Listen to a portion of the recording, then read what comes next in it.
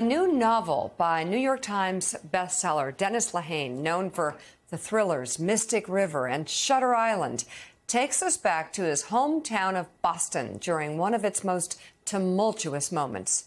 During the 1970s, scores of white residents protested the desegregation of Boston schools. And that is the backdrop for his new book entitled Small Mercies. And Dennis joins us now. So, Dennis, take us up into this book. It's the summer of 1974. There's a heat wave in Boston. Bring us into it. There was a heat wave in Boston, yes. And everybody had 90 days to prepare for a student swap between a predominantly African-American school and a 100% white school in South Boston. And this book is set during the sort of furious days of really violence and pretty horrific levels of racism. And it's about a mother who goes searching for her daughter, who vanishes on the same night that an African-American man is found dead on a subway track. Hey, Dennis, Jonathan Lemire here. Full disclosure, I'm from Lowell, Massachusetts, so certainly familiar, certainly familiar with the time period and the energy and the, frankly, as you say, violence of that period with the busing in the mid-'70s in Boston. So, but not every viewer is, I don't think. Could you tell us a little bit more, please, just of the backdrop of how where your novel takes place and what that moment was like for the city of Boston?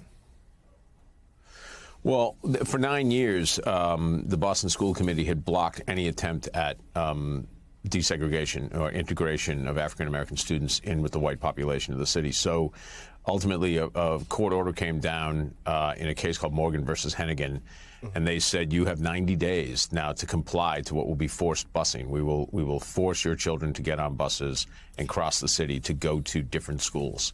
And they chose, again, a 100% white neighborhood and a predominantly African-American neighborhood in Roxbury to switch their school populations. And the news did not go over well. And it was a burden that fell completely on the working class neighborhoods of the city. I really feel as if it had been something that had affected at a county level, then it would have been a success. But because a sense of alienation among the working class neighborhoods and of being constantly told what was good for them without votes, that when that clashed with a really entrenched level of racism, that's when you got the explosion that we saw in the city. It's all, I mean, it's the startling images that, you know, take us out of the South into the North. So I'm so looking forward to reading the book. Talk a bit about the character Mary Patz. How did you draw her? How did you get into the inside? I mean, you got these parallel events. They are related in some sort of way. You have to deal with the ugliness on the page, use language. So talk a little bit about how you drew this character, how you got inside of her, so that she could jump off the page. Well, I knew women like this growing up. Mostly women who came from the housing projects, for sure, and they were as tough as many men. They could go head to head. And would go head-to-head in a fist fight with a man, and I'm not saying they would win, but they would bloody him up before they lost. And I was fascinated with these women because they were truly tough, they were truly unsentimental, and they raised really tough kids. But they were also, when you got underneath it all, they were usually lonely. They were usually victims of abuse themselves, and so Mary Pat is this functioning alcoholic, chain-smoking, foul-mouthed racist who, on this journey to discover what happened to her daughter on this night just before September 12th, which was when the desegregation began, she has to confront the legacy of her own racism and what it did and how it affected those she loved and how it hurt those she loved.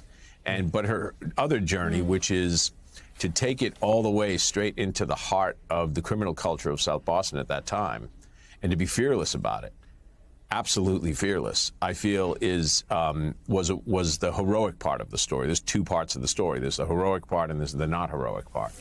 Wow. And there's two parts to Mary Pat.